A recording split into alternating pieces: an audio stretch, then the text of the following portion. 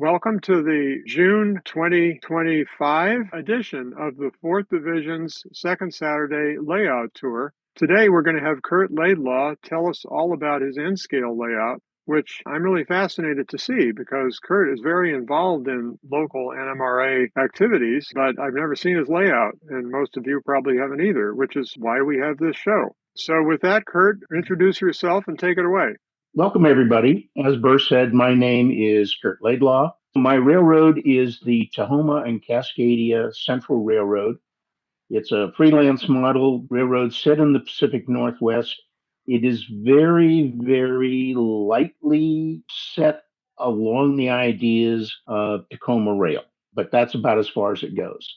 Layout details, I'm an N-scale, standard gauge. My era is the late 1950s. I was going to do 1957, and I decided that was just a little bit too tight for me. Locale, because it's freelance, I decided not to do Puget Sound. I decided that we're on the Salish Sea coast. I used any rail software to design the layout. As you see, it's a fairly small layout. It's only 8 feet by 13.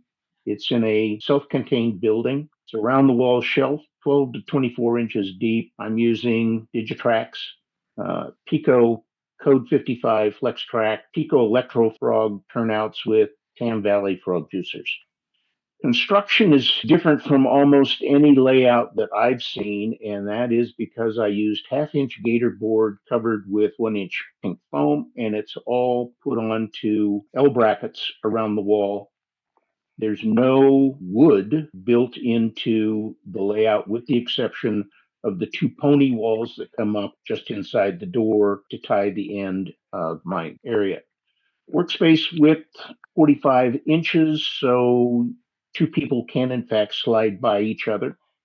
I have lift out plugs for both of my tunnels, the one that goes under the town of Tahoma, and also the one that provides me some hidden staging track. Locomotives, I'm doing early diesel with 1 steam locomotive left over that I use as a tourist train. Rolling stock will be 60% home and 40% from the prototype railroads. I interface with Great Northern, Seattle, and Portland, and the Great Northern. Got about 64 feet of track. My minimum turnout is a Pico short, which is mostly in the yard. I've got a fairly steep grade in one place of 3%. And because of the size of the layout, I'm only doing 10-car trains. So here's the layout. The lift-out bridge up in the upper right corner is where the door into the building is.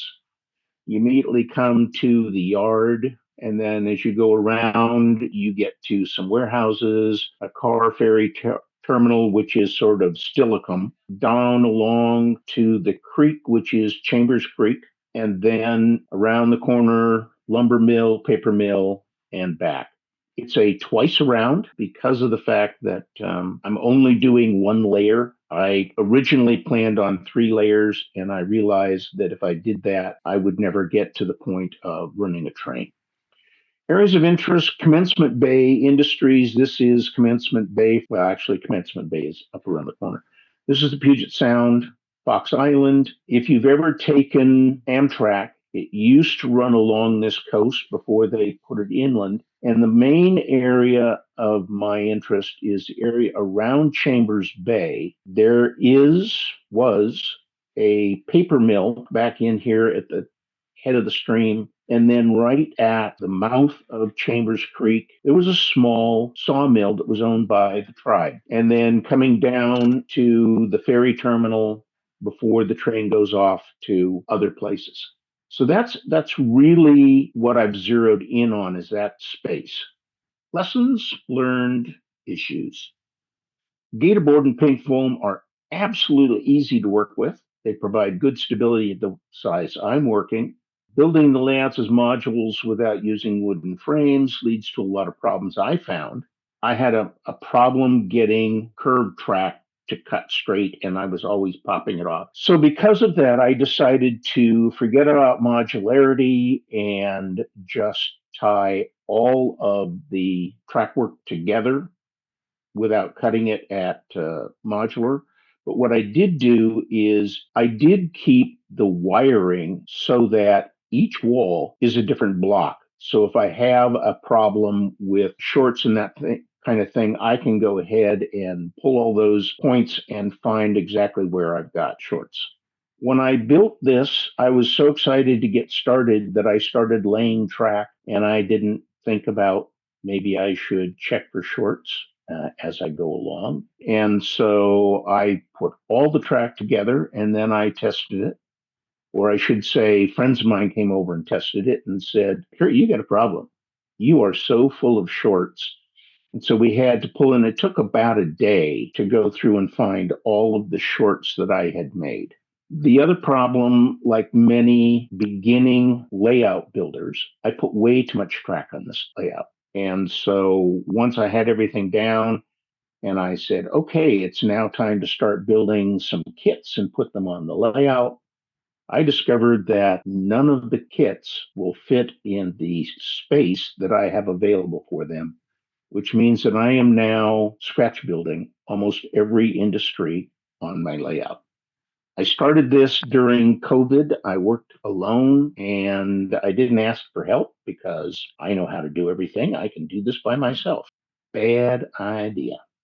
So the structure that the railroad sits in is a custom built shed. It's got clear story windows up in the top that helps provide extra light. And then each end has two small windows. The back wall is completely blank, as you can see up here. I went ahead and built a ramp up to the building and then on up to our back deck. The idea being that I could make it at least semi ADA compliant, knowing that I may one day need that. And I have friends who I'd like to have be able to come over to my layout. And so doing this seemed to be the right thing. So coming in the front door, here we go. This is the yard. For the size of the layout, it's probably overbuilt. There's a three-way switch at both ends of the yard. I've got a turntable, and then Tacoma sits up on this hill.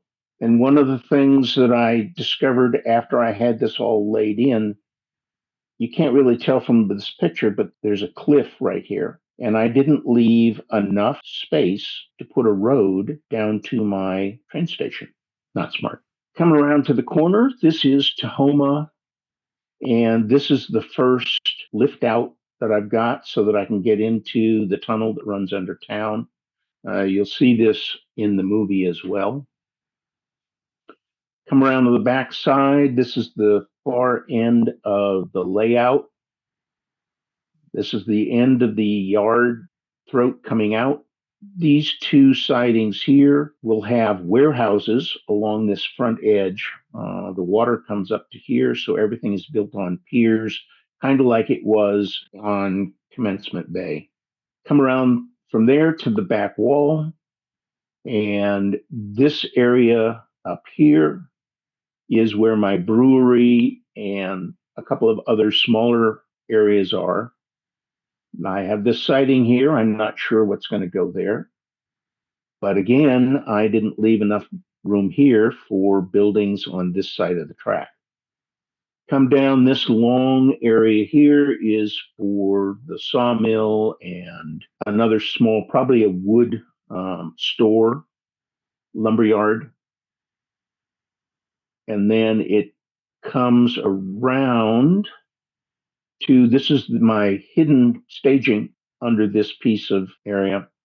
This area up here will probably be some kind of a non-railroad served industry. I'm thinking either gravel or mining. I'm not sure which. Come back around. This is the short wall. This area here, this whole area is where I wanted my paper mill to be. And again, that's going to have to be scratch built because I didn't leave enough room for buildings after I got the track in. Again, too much track.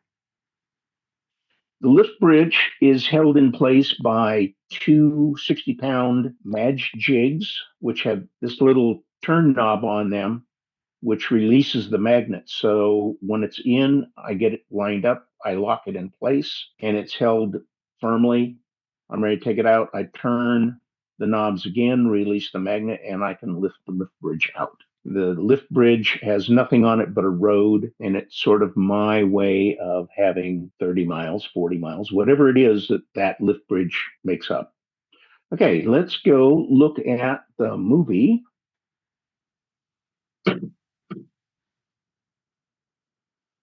Coming up the walkway.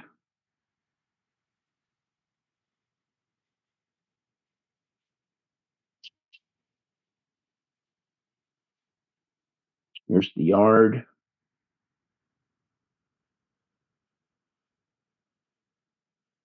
You see a little bit how steep the road is going up to the town of Tacoma. It's all water in the front edge, or will be.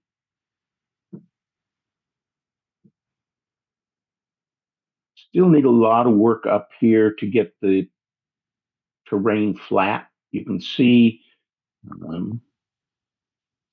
this area here is where that lift out is, and I will end up putting two buildings on either end, making sure that they're tight so I can grab the buildings and lift out the space.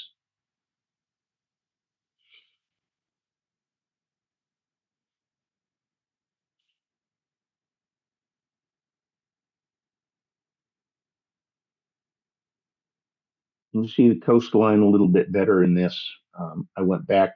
I started watching Boomer, and it required me to change all of my work on what I was doing. This road that comes down, this is the passenger ferry terminal area, sort of as along with Stillicum.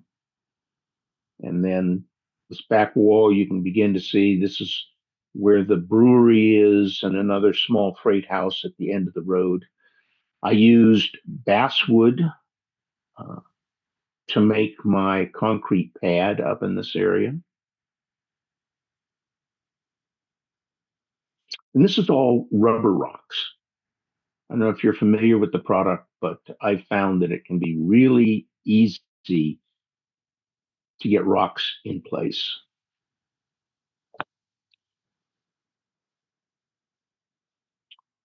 Coming up on Chambers Creek.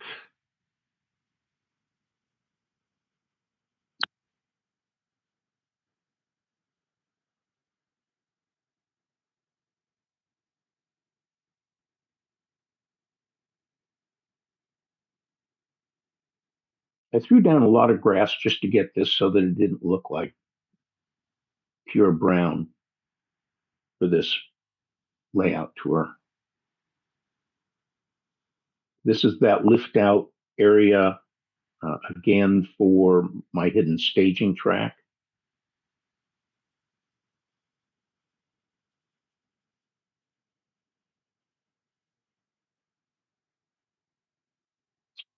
If you look at, come on, oh, don't do this.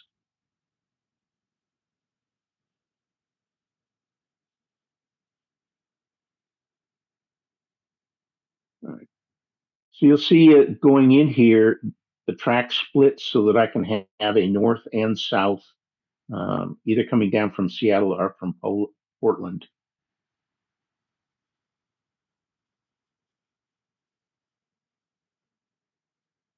Back around to the front door.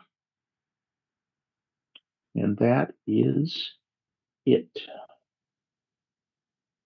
Thank you, Kurt. That was really interesting. I noticed that there were a bunch of Woodland Scenics jars hanging from the ceiling. Could you say something about that?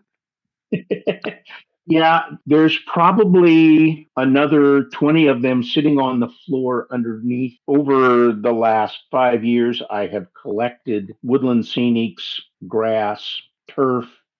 I've also done a lot of Scenic Express that I really like. So, did you nail those lids to the ceiling, or how were they up there above the layout? Oh, they're actually sitting on the window ledge. Oh, they're on the window ledge. That explains Yeah, it. Thank you. yeah, they're just And yeah, they're sitting on the window ledge. What's the height of the layout above the floor? 47 inches. And this is the point where any of you can ask questions. Does anyone want to join in?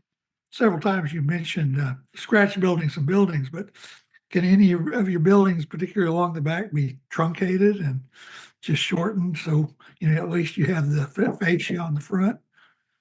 Yeah, there's going to be a lot of flats along the back. The big area that causes the problem for me, well, two areas are where I want my sawmill and where I want my paper mill. Those are really the two major industries along that area. And I have not found a single kit in N scale that will fit in those areas.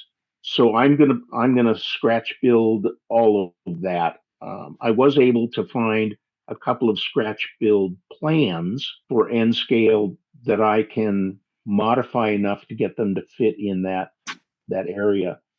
But most of the background along the walls will be covered, at least on two walls, the long back wall where the brewery is, and then the short wall just before you come back into the lift bridge will all have flats along the back edge. I was going to ask Kurt, if you had mentioned operations with 3 people. Could you talk more about what you're thinking that would be? So my idea is I could have one person doing yard duty and this set of warehouses, second person dealing with the brewery because there'll be a lot of work to do here, and a couple of other industries along this wall.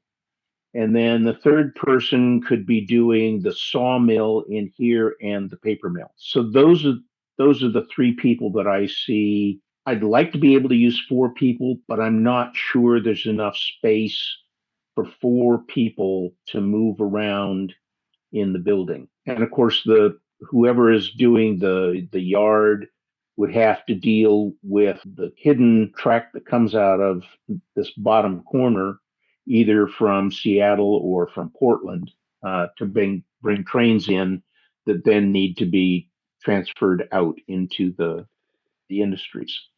So that's my plan. And what were you planning to do for car forwarding? Everything's going to be car carts. In my mind, there's no reason for me to try to get fancy with this. It's a small layout. It's set in the 50s. Because I didn't save a lot of room for roads, that means I don't have an awful lot of signals that I have to put in or anything like that. And with only having 1, 2, 3 working areas, maybe 4, I think car carts is probably just the easiest thing to do. And you'll plan to put some car card boxes on the front fascia, something like that. Yes. Have you thought about starting to operate now? No, I want to get a little bit more done. I mean, there's really no buildings. I want to have some buildings. I know that I could just stick pieces of paper on there with a toothpick and say, this is a warehouse and this is a warehouse and this is, but I don't want to do that. I really want to have some buildings before I do ops. I may have a couple people come over and play around and say, Kurt, this is not going to work. Yeah. Or, yeah, this will work. But to actually get into doing operations and having people come over, no, I'm not ready. You will learn. The other thing is you could play by yourself, Kurt. You need to do what you just said, get people over there to find the mistakes. Yeah. Yeah. But you can also, what- this would be a fun layout just to operate by yourself at times. Oh yeah, and that's probably what I'm going to do 90% of the time is I'm going to play on my railroad. Yeah. So you can start that operations now and enjoy it along the way. So I guess it's obviously it's your choice, but I'm just sort of, I know from my own experience, I had the same thought that I wanted to have a scene completed, and it was good to have a scene completed before I had people come over. But it's fun to operate your own layout, especially if it's a switching layout, which this looks like it emphasizes.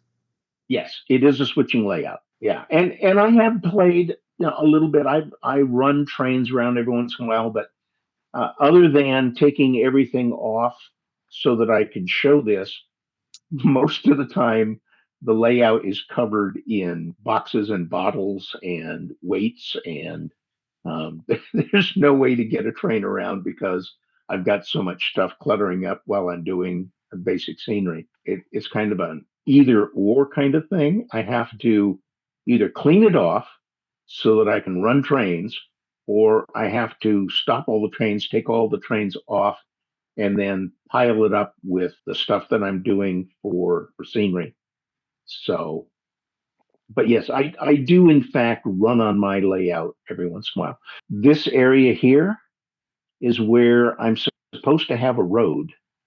There's a road that comes across here into the yard and goes across a lift bridge.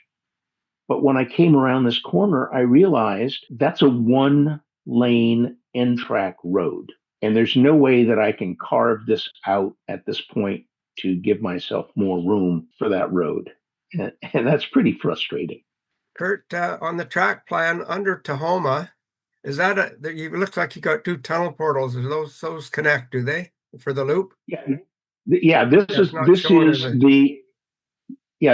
the 2 tunnel portals that go under, and that's why I've got this cut out lift bridge so that I can lift out so that I can get in there if I have a derail or I need to clean the track. So where is your staging located? Staging is back under here. This is all a mountain. And there's only room for 2 trains in there, one from the north, one from the south. It's a stub end staging then? Yes. Okay. Yeah, I will set things in there with the locomotives being pointed out before I start operating, and then afterwards, because you drive the trains into that hidden staging, and then I'll have to lift it out or back them up, get the loco on the right end of the train doing a 5-finger switching maneuver. I wanted to thank you for giving us this tour. This is great to see this progress, and I know I speak for Joe in saying we're both looking forward to operating there someday.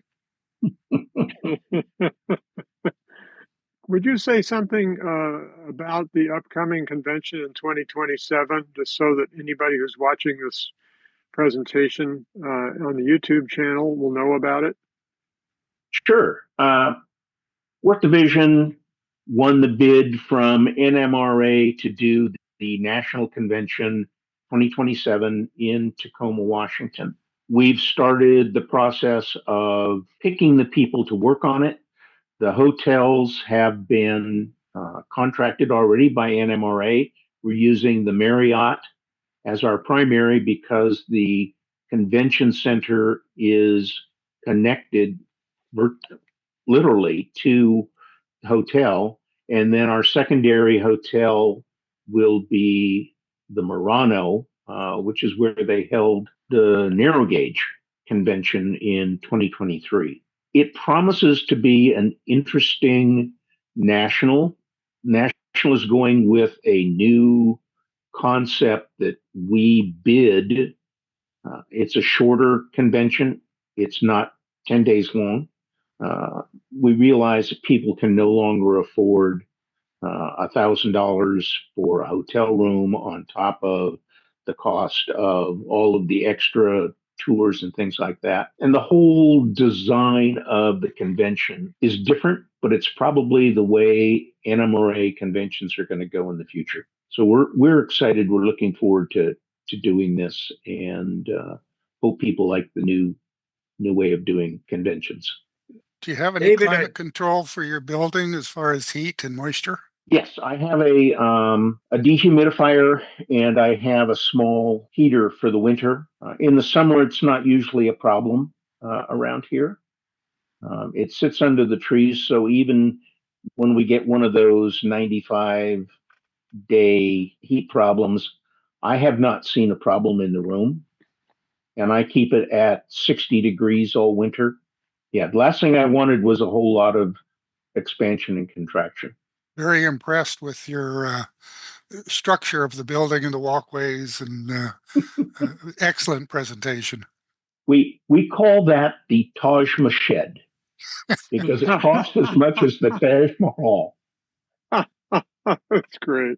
Are you gonna hang on for a little bit and talk about static grass after we're done with this, or are you gonna close down? Well, let's just talk about it for 5 minutes. We'll have an extra bonus session now to just discuss a couple of questions about static grass. Joe, are you willing to talk a little bit about this? Sure, I'll be glad to tell you. But I, I guess ask questions because I'm not sure what you would like to know. I'd just like to know your thoughts about what's the best glue and the layering of different lengths of grass. How many passes you make before you feel that you've accomplished your goal. Okay, so for glue, I don't do what anybody tells you to do. I just use hairspray. If the bottom I'm putting it on is flat or doesn't have stuff on it, I'll go ahead and put down a thin layer of white glue or matte medium or something like that for a base. But if it's already got dirt on it, I find if I try to do that, it just becomes muck. So I gave up on that. But I just use hairspray, a lot of coats of it as I go along. And I haven't put matte medium on many of them over top because I just get afraid of squirting matte medium near my track. You know, I know hairspray will come off, no problem, but whatever. So I haven't had any problem with that, but I don't know if that's because we don't have that much humidity, out here. Maybe places with humidity that just hairspray would be. I mean, hairspray will, if you put water on it, it will quickly dissolve, right? So that's part of why I was asking questions earlier when we were talking about it. So the hairspray I found is stable as long as it doesn't get moisture on it. But if you put moisture back on it, it'll come off very quickly or it'll lean over and flatten very quickly. So you would start with applying the hairspray to the ground and then sprinkling on the static grass. And then you let it dry for some amount of time before you do it again with the longer hairs or not? No, I just keep going. Until I get what I want. And then a final layer of hairspray and stop. Okay. But you do apply multiple layers with different length products. It depends what you're trying to accomplish, right? Because mowed grass versus if you're mowed grass, you have 2 millimeter flat is. But if it's more, so what I use is Pico static grass. And the Pico, I don't know about the other brands, but the Pico is blended. All of them are blended colors. And the interesting thing is that if you get like the summer grass, the 2 millimeter, the 4 millimeter, the 6 millimeter, they come out as different colors. And because I think they're modeling, as grass gets longer, the color changes. So not only are you getting a different texture of length, you're also getting sort of a subtly different color mix going with it as well. But yeah, if you want a deep meadow, you use more of the longer grass. I usually start with, actually, let me back up. What I always start with is a 2 millimeter of what's a tannish color, not green, which I picked up against. Most of what I picked up is from Lance Mintheim's stuff, because that will set the right color at the base. Even if you put other stuff on top of it, it's just interesting. If you buy Picos where they have like little tufts of it, and if you put a tuft of 4 millimeter down next to that, it doesn't look the same, because the 4 millimeter tuft is just 4 millimeter green, whatever color, and it doesn't have that tan underneath it. So setting the tan is important to some kind of create the dead grass underneath. Then I'll do 2 millimeter, 4 millimeter, 6, or however many layers I want. And it's easy to get too much. Right. But my point is you do it all at the same time. Yeah. You just keep applying more hairspray as needed. Yeah. Yeah. Okay. All right. Thank you. That was really my questions. Does anyone else want to say anything about static grass? And then I'll close down the meeting. You said something about the Pico static grass is blended. Is that blended between 2, 4, and 6 mil in the same container, or is it blended color, but all of the same length? The latter. It's blended colors, all the same length. So they don't have just their summer green is going to give you a set of colors, which is helpful, right? So you don't get just a singular thing. They've already blended it for you.